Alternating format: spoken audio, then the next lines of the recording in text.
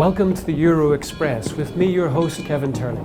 On this show we climb aboard the Euro Express to visit different European locations where we talk to people living there about their lives and their faith. It's as if we're hurtling through Europe in the dining compartment of the Orient Express with good food and even better conversation. Today we head to Holland where we meet Father Elias Leyds, founder of EWTN in the Low Countries. And with him, we pick up Ivo Bender, EWTN's main man in Central Europe, coming to us live from Poland. So, all aboard the Euro Express.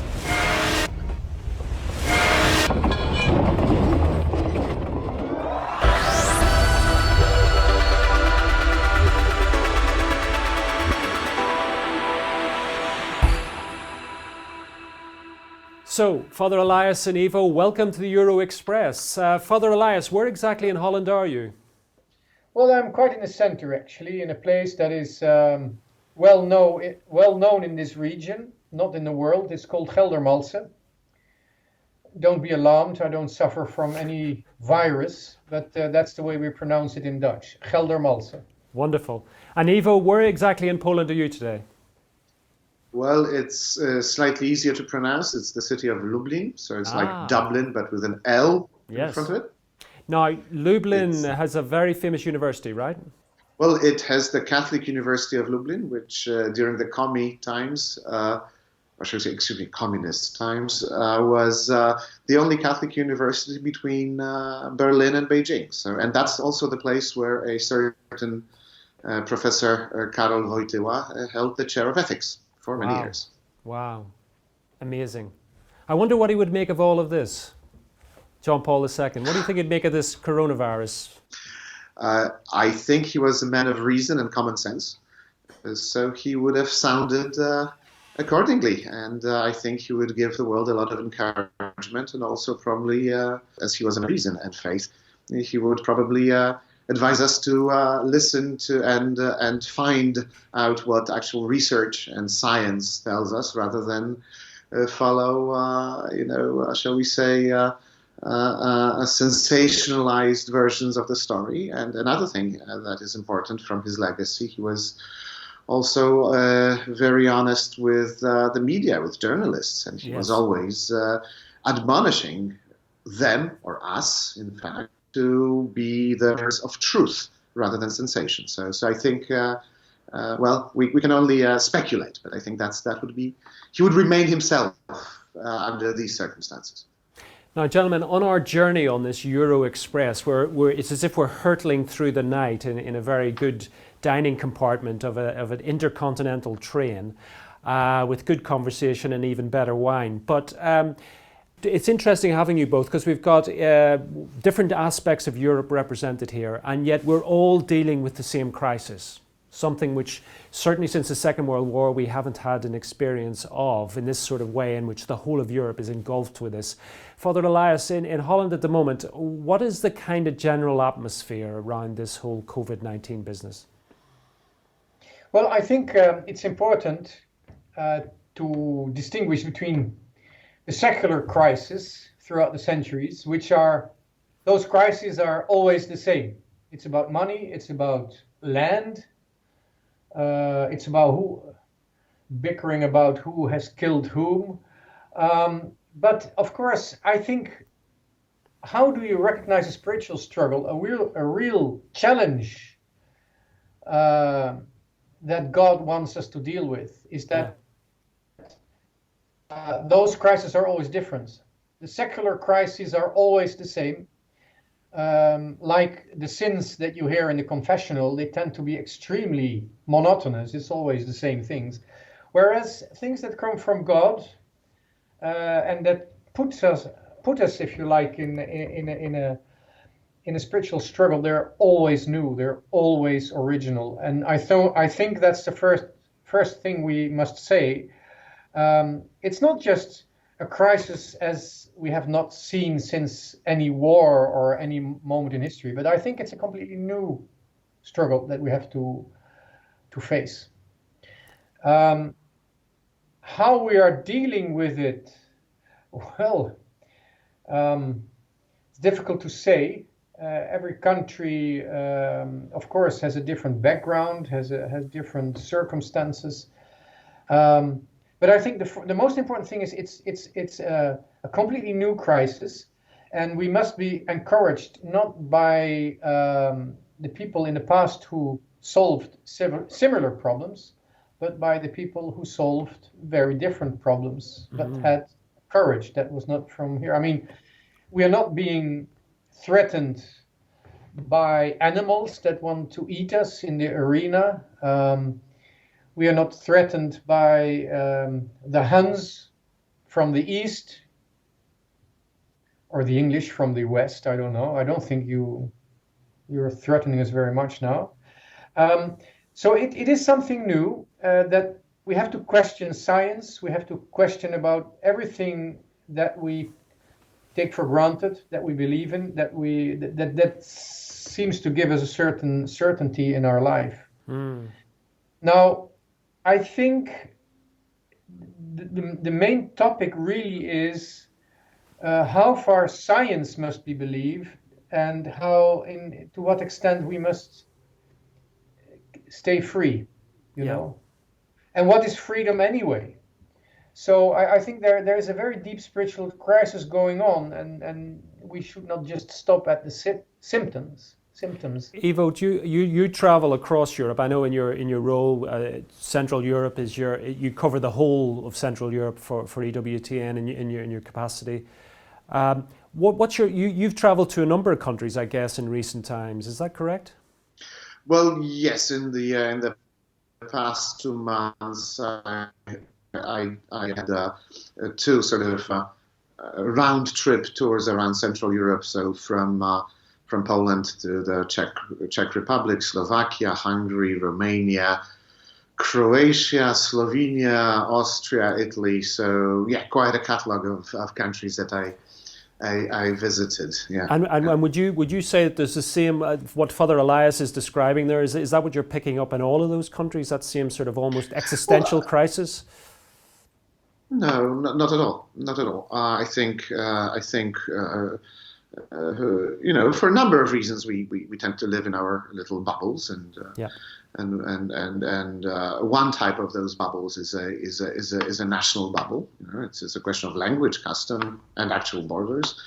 So in several countries, I saw pretty much nothing that would remind me of this coronavirus story from back in late March. So in the Czech Republic, life goes on as normal. Really? Same I noticed in Romania on the western borders of Romania. That's where I was in the sort of part of Western Transylvania. Quite the reverse in Italy. You know, on the Italian border, they were actually disinfecting the front of the bus, you know, and then wiping it and then putting disinfectant. And I was thinking, you know, the effectiveness of this is pretty much as much to be appreciated as rattling of a rattle of a witch doctor. You know, probably that's actually more effective in terms of automatic possible outcomes.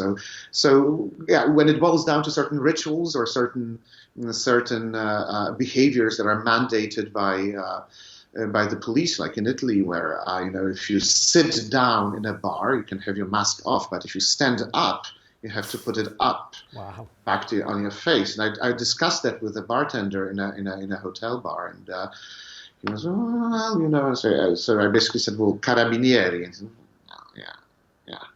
So if this whole thing becomes a ritual, you sort of have to question yourself, why? And why do we do this? And why are we told to do this? Why is it safe to sit down but not to stand up? Why do we have to wipe the windshield of a bus with disinfectants, so other things, waiting for us to jump at us. I mean, what would a biologist say to that, or a microbiologist? Yeah. I mean, actually, my mom is a microbiologist, so I have some, shall we say, first-hand knowledge of these things. And but really, your O-level biology probably would tell you that that's not how viruses operate. And then if you actually look into the research, so basically, are the rituals the answer, and is the rattling the answer? I don't know. Probably not. But it's interesting how different countries are using different things, is what you're saying, Ivo, to ward off this sort of evil. What's the situation in Holland at the moment, Father Elias? I mean, are you all masked up? Are you all walking around? In public transport, yes, but in public life or in the streets, hardly. And there are incredible differences, which, it's hard to believe. I go to my sports club where sweat is flying all over the place and lack of oxygen because of the human effort. I mean, it's a very intense sport, and the environment is, well, it's just completely different than public transport, but there are no precautions. The trainer just has to say publicly that if you feel sick or if you have a cold, it's better not to come to training, but life goes on. Yeah. Yesterday, in public transport, you wear this diaper on your face. It's obligatory, although there's very few people traveling by train at the moment, so when somebody's at 2 or 3 meters distance, why do you have to wear this? And then yesterday I was at the funeral of Cardinal Simonis, and that was just, a completely new rite. I mean, it's the Novissimus Ordo, if you like. You need to cleanse your hands before receiving the communion on your hand. Yeah. Priests have this kind of thing that I used to wear when I had to, with, how do you say that? Welders. A welder's cap. Yeah. People were sitting at enormous distance, and the irony of the whole thing was that we had a Dutch, government was represented by a minister who was, of course, obeying to the rules, but who has caused an enormous scandal because he has married recently, and on the pictures of the marriage, it is absolutely public that he doesn't care at all about any of the rules that he has imposed himself. Oh dear. So this man sat in front of everybody in the church. So it was absurd. It was surreal. And so it depends very much on where you go. Right. And where people are vulnerable to interference by the government. Okay, well, look, we could sit here and talk about coronavirus for another month. Yes. Let's talk about something else, because Ivo, before we came on air, you were telling me about some of the First of all, Father Elias, you're starting EWTN in the lowlands, which is Belgium, Holland, Luxembourg, Liechtenstein, that sort of. And everything that speaks Dutch, and that used to be called the lower countries, which actually includes French-speaking and German-speaking regions too. But we are ambitious. Right. So that's beginning there, which is wonderful news. And then, Ivo, you told me some good news about a new development in Central Europe. Well, yes, we are now beginning to develop a station in Romania. Wow. So that's the newest one on our list. That's why I was in the town of Oradea, or as the Hungarians call it, Nagyvárad, because that's on the Romanian-Hungarian border. Romania is a very, very ethnically diverse country. It's a wonderful country, but just when you said the Hungarian border, does that mean the new EWTN studios are in Transylvania? Yes, they will be in Transylvania, in the western parts of Transylvania. Yeah. And interestingly, actually, the head of EWTN Hungary, which recently changed its name from TV Bonum to EWTN Magyarország is born and raised in Transylvania during Wonderful. the Ceausescu regime, because Transylvania has a very large ethnic Hungarian population. That's right. But the new station. Huh? So soon Dracula will have his own show on EWTN. I was counting the seconds before we started cracking Dracula jokes. I was restraining myself from saying... Well, let's put it this way. It's not funny, okay? It's not funny. That's how you react nowadays. So, first of all, it's not funny. But second of all, Dracula was a Romanian, Yes. The real Dracula was a Romanian national hero who was defending Romania from the Ottoman onslaught that was attacking the Balkans for several centuries, and he was one of the bravest local landlords who fought the Ottomans back in, shall we say, the usual late medieval manner. That's right. But that was how things were handled during that time, and then he was adopted by Bram Stoker, and shall we say that the whole story was twisted around. So we like the real Count Dracula. I think the one from the that's Vlad the Impaler, right? Ivo, Vlad the Impaler. Correct. Yes. Yeah. Yes, So yes. yeah, so I'm afraid it's the fault of an Irishman then, who was Bram Stoker, to create the Dracula myth. But it's great. I mean, I was restraining myself from saying... I wasn't pointing any fingers. But... I know that. I was restraining myself from saying that I was very glad that EWTN at last had a stake in Transylvania. Okay, you know, but we'll leave it at that. But in all seriousness, I mean, it's a fantastic development. EWTN's expansion into across Europe at the moment, whether it's in the lowlands in the north, which is a number of countries, or whether it's in that whole Central European belt of obviously Poland, but also the Czech Republic, Hungary, now Romania.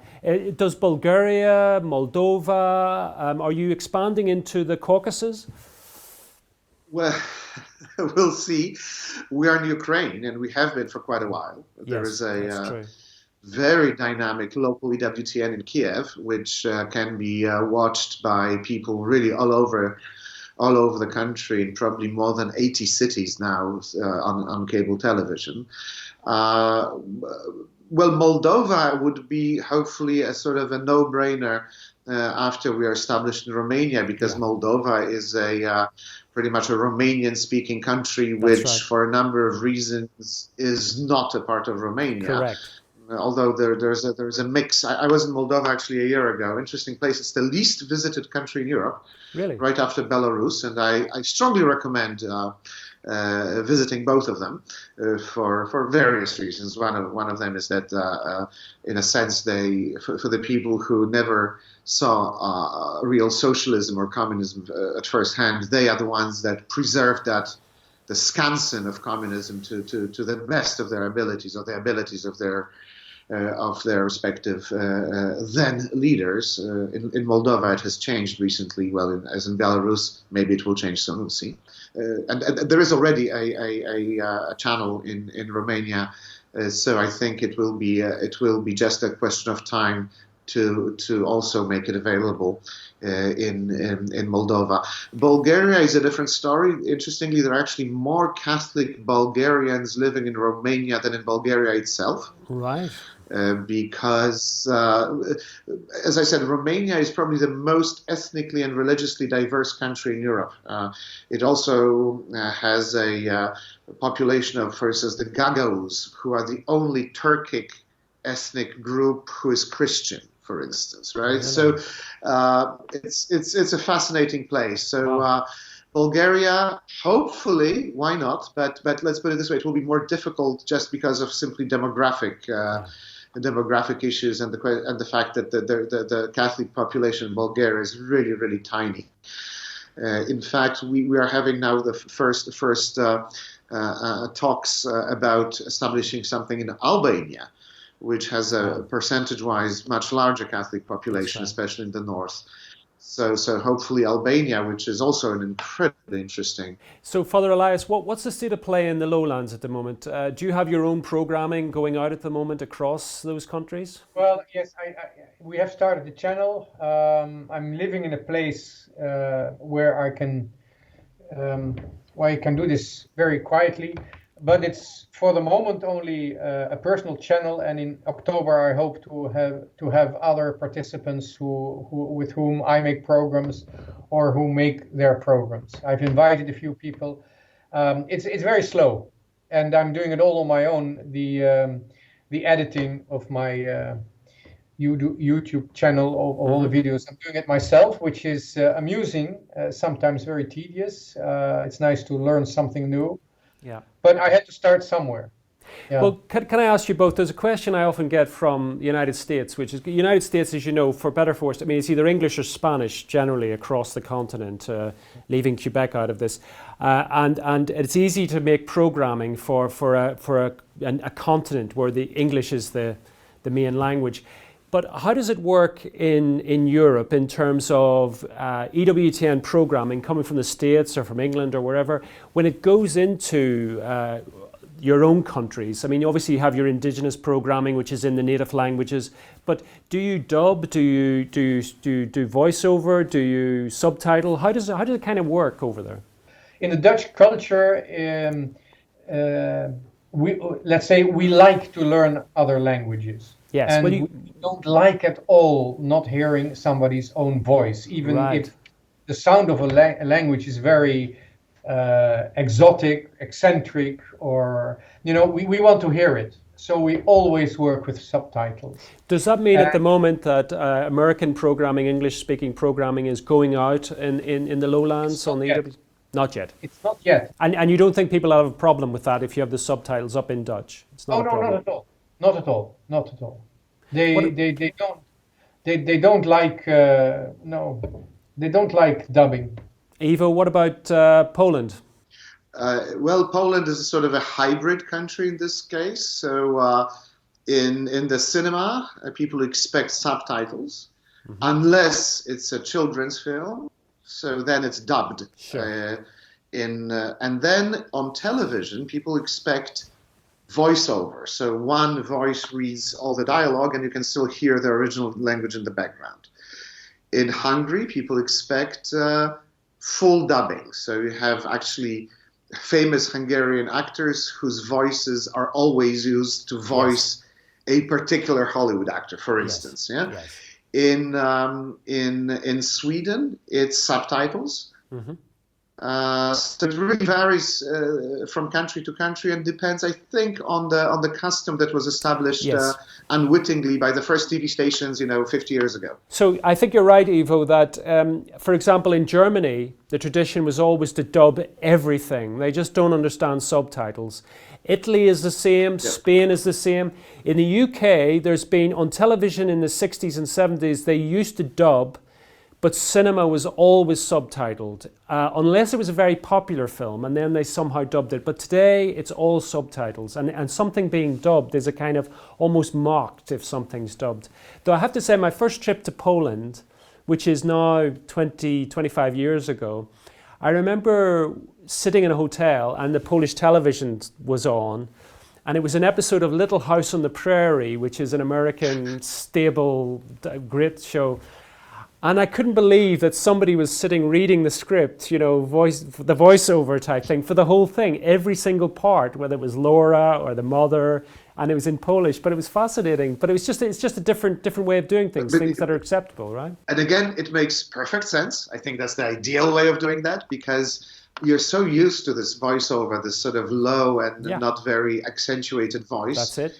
That in a sense, it becomes transparent and you hear the actual voices of the original actors. So I will defend our voiceover with ferocity. I think there's benefits because, I mean, although subtitling is very popular here and in Scandinavia and obviously in Holland, but there's an element sometimes where you end up reading a film or reading a TV show rather than watching it. Do you know what I mean, Father Elias? When you're obsessed with the subtitles, and if they go too quick, it can be an absolute nightmare, right? Mm-hmm. That too. I always find it very funny to see, let's say, American action movies with a voiceover. It's not really dubbed, it's a voiceover in Russian. Because the Russians have a completely different way of expressing themselves. First of all, there's a lot of syllables, whereas in America, they always try to reduce words to one, maybe two syllables. It's so, and the Russian words have many syllables, and also the American is very much to the point, straightforward, whereas the Russian is much more rhetoric. He uses images and sort of it's much more bombastic, if you like. So what you get when you see those movies that have a sort of voiceover, you hear the English in the background, and then you hear somebody fighting with his own language to get the words pronounced in time because it's going so fast. So it's absolutely crazy to hear that. I don't know if it's still fashionable in Russia, but it used to be. It's really hilarious. But I guess, I don't know what it's like in your countries, but certainly in England, in Great Britain, there's been a spike in viewers, listeners, people accessing EWTN's programming, be it online, through apps, through traditional television stations. Because we get a lot of letters here at Walsingham where people are saying, thank you so much, you've been a lifeline. Is that your experience on the continent, that people are tuning in more, accessing more, consuming more of EWTN programming? Absolutely. Across the board, it was the spike in late March, early April was across the board in different countries, 500%. Really? So wow. Yes, it's truly unbelievable, and of course it has sort of slowly petered out, but it's still above the level before this whole mess. So a lot of people stayed. One of the obvious reasons was that the churches were closed and people were watching the Holy Mass. I think EWTN Poland at some point was showing 5 or even 7 masses a day. Also, interestingly, when EWTN Poland started 2 years ago, it launched a 24/7 live feed of Eucharistic adoration from Niepokalanów, the basilica built by Saint Maximilian Kolbe.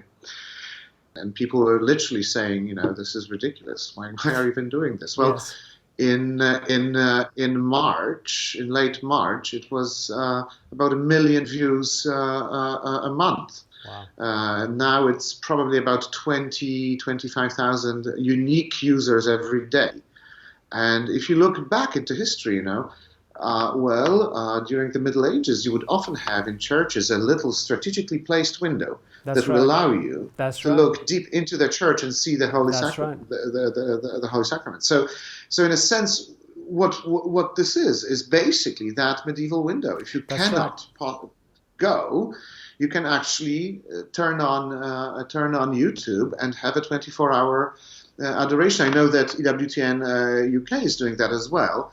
And I can tell you that the response that we got during, especially the month of March, April, was tremendous. Literally from all over the world, from Brazil to Singapore and everything in between, wow. From Italy, from the United Arab Emirates, from literally every place. And because when it's shown on YouTube, you can actually analyze, the different countries from which people are watching. At some point, the majority of people were not actually from Poland. They were from the US, from Brazil, Mexico, from Africa, from Asia. It was, and it still is truly a phenomenon like no other. The Sananid became the largest adoration chapel in the world.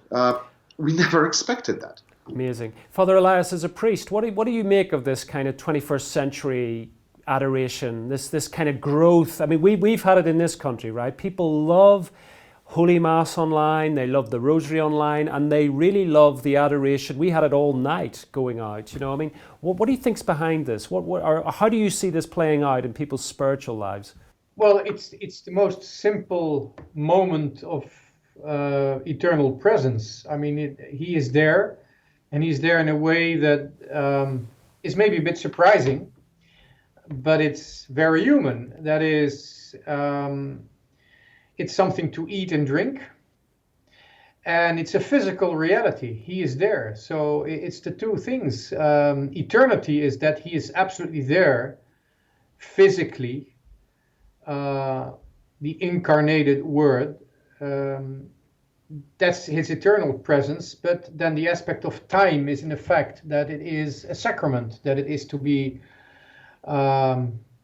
received, and the Holy Communion, and there is a consecration. Those are very important moments in time. Yeah, that's sort of where it's the threshold between eternity and time. And of course, when life is complicated, when there's a lot of opinions and different points of view, when there is a certain degree of chaos, which is completely new to the world of today, that is a sign of stability, of something that is absolutely immutable. Yeah. So, yeah, and I think it's one of the signs of our times that the Eucharistic adoration becomes so important. It's what people need. Ivo, you see the proliferation of EWTN affiliates across Europe and the growth of them, how quickly they take root. Do you see that, I mean, in the same way that adoration takes roots so quickly, do you see that kind of like, in your position, in your role, can you stand back and sort of see the sweep of the Holy Spirit going across Europe through this media, through this new media that's being used to evangelize? Well, of course, I cannot say that I, see it, right? I can see certain things that actually happen, right? So, what is the root of it? It is for each and every any one of us to discern. But I can say, for instance, that in Croatia, we helped build the station there called Laudato TV, which is an affiliate. It's not an EWTN station, but we provide some programming and we help with different things. And it literally is changing the country.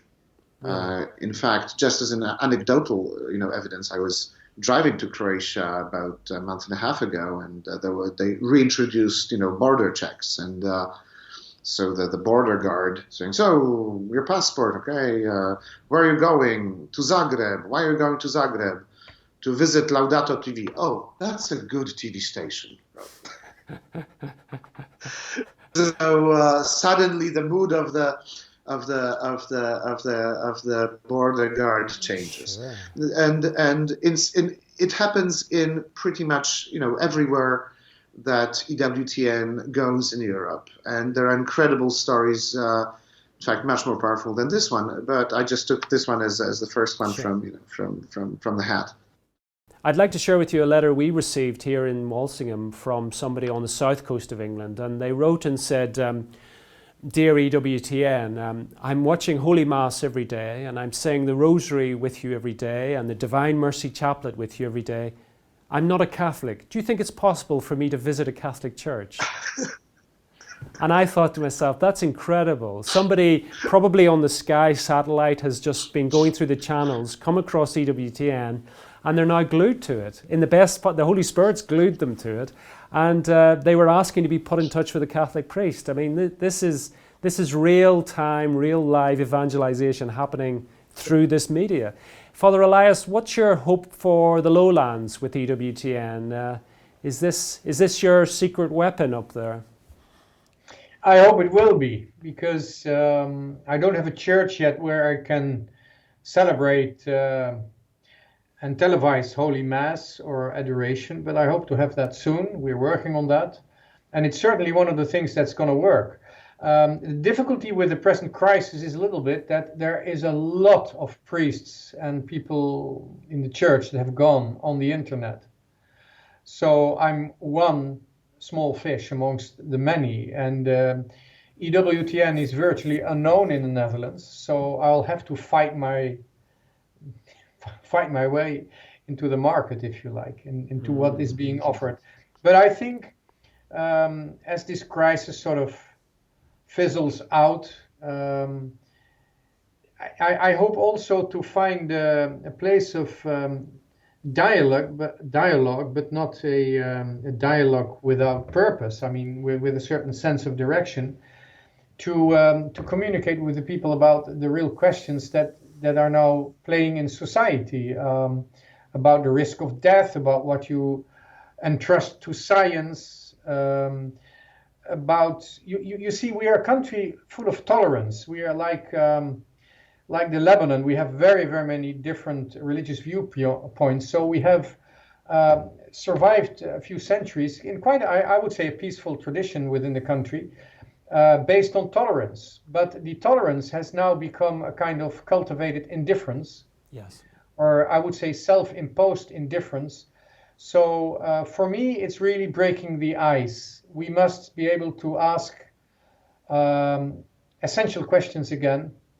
And I think that there's a prophetic element, or if you like, a rebellious element, where I have to show to people that by a self-imposed indifference, you're actually part of a dictatorship, which is going to destroy you. It's interesting that you say that, because you probably couldn't get the stark contrast between the Netherlands today in terms of its secularization and its lack of religion. Is there a different challenge in Poland, Ivo, for EWTN? Because somebody might say, well, we've got Catholicism here. We're all religious. Why we don't need more television? Certainly, we don't need more television, but we need more encouragement. We need more means of communicating, of building a real community, of evangelizing, and that's, in a sense, I was laughing that EWTN Poland was pretty much the antithesis, the anti-television. If you put a camera in a chapel and nothing happens there is only a monstrance, and maybe you can see the backs of the heads of people who come in and pray. That is not television, is it? And yet thousands of people obviously need it. So it's but of course the challenges are very similar. The pressure of the new post-Marxist ideologies that are now really suddenly picking up all over the world, is of course felt in Poland as well. And going back to your terrible attempt at a Transylvanian joke, as the Nazi ideology was pierced with a stake, right, with the Nuremberg trials, and no one sane, right, anywhere in the world would claim that, it had some positive elements. Let's try to maybe take some of the, earlier, the, Strasser brothers or something, No, okay, no, you don't do that, okay, and that stake was never driven through the heart of the communist ideology, which also cost the lives of millions of people, and now is suddenly trying to make up on the pig and try to woo people again, and that's because the stake was never driven. There was no Nuremberg for Joseph Stalin and his buddies, and so this pressure is re-emerging in Poland now. Of course, we have been inoculated by the rather painful shot of 50 years of communism. So it's not as successful as it is in other countries across Europe, but it exists nonetheless, and the church is under tremendous pressure, and the very idea of a religion is under attack from many angles, especially by people who sort of exactly forgot what it meant to live in a nominally atheistic country. And there's plenty of work for us. Plenty. I'm obviously we're clear about everything you say, and the challenges are not just in Poland today; they're across Europe, indeed across the world. But I'm also conscious, Ivo, that we are the 100th anniversary of the wonderful miracle of Vistula, when atheistic Soviet communism tried to obliterate Catholic Poland from the map, and was driven back with its tail between its legs. thankfully on the Feast of the Assumption, thanks to Our Lady of Czestochowa and the intercession of many Catholics across the world. So maybe there's a little kind of glimmer of historical hope there for us. What do you think?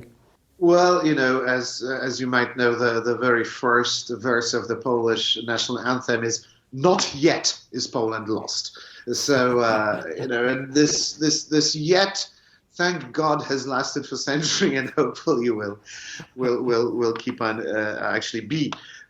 will keep on being in that moment. So, well, thank you for bringing this up. Yes, that was in fact an invasion of the new Bolshevik Russia, which was actually aimed. That was their marching orders over the dead body of Poland towards the European fire. They wanted to join forces with the communist revolution in Germany. That's and right. What would have happened, I have no idea. It would have been rather scary.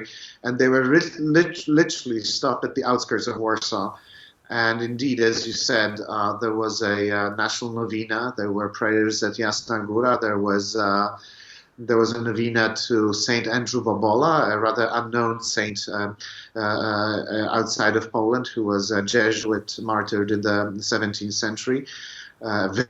Very interesting character, but it's a different story. I wanted to delve into that. And but indeed, that was a surprise upset victory of a country that has returned to the map of Europe only a year earlier, after 120 years of non-existence. In light of today's problems, I mean, they look rather small compared to what you faced in the summer of 1920.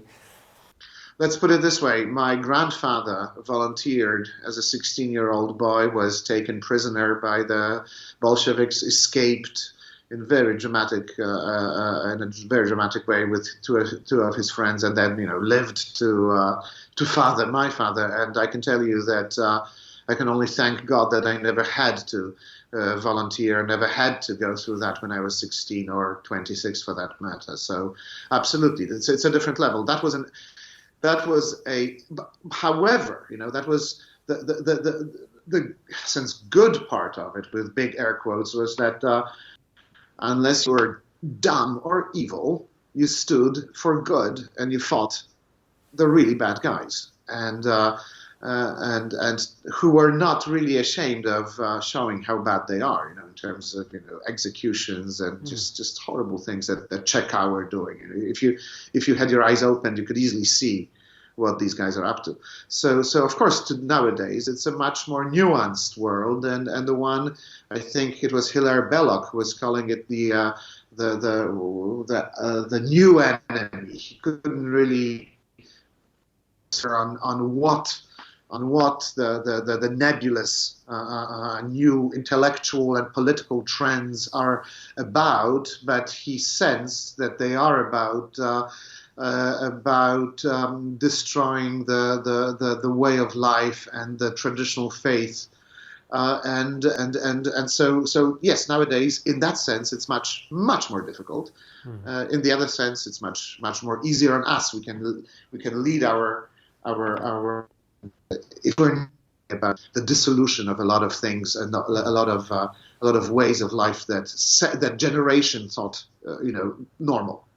And I think we started referencing John Paul II and Lublin.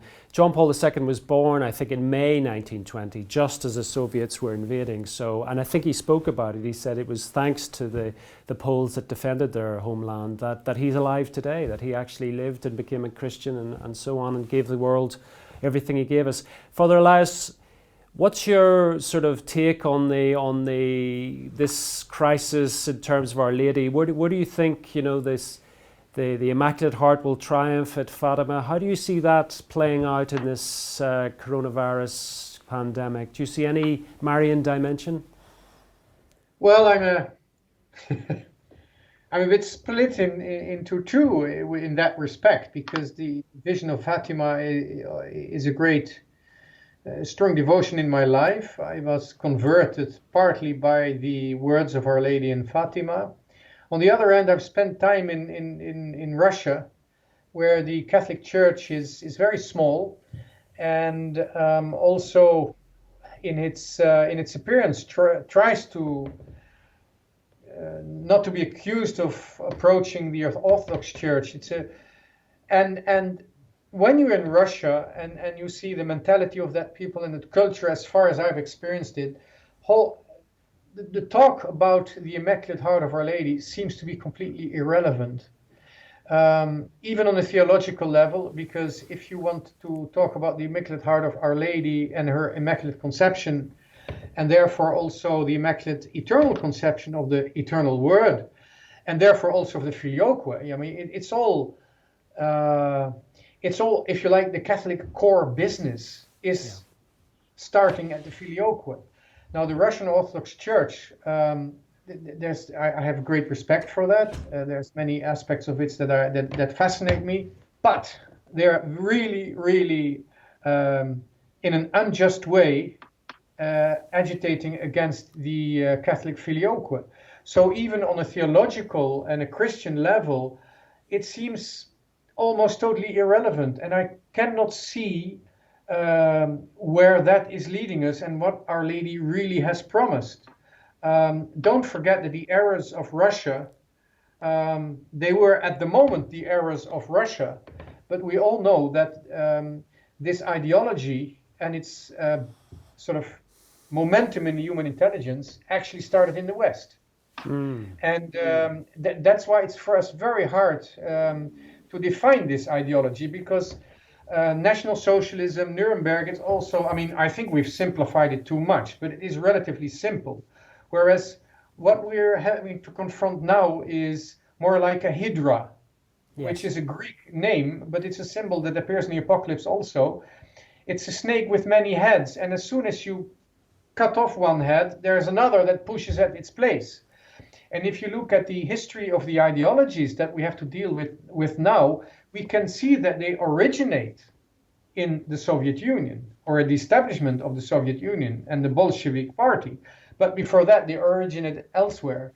Yes. And I think the beast from the sea, as it's called in the Apocalypse, and the Hydra actually give me the most powerful image of the spiritual struggle that we have to fight today. Yes, but I'm glad you mentioned the Apocalypse, because it's worth keeping in mind, really. I mean, that first of all, we have the lady with the woman with the crown of 12 stars, but somebody the other day was talking very depressively about these times we live in, and there was this, and I said, "Have you read the Bible?" And they said, "Yes."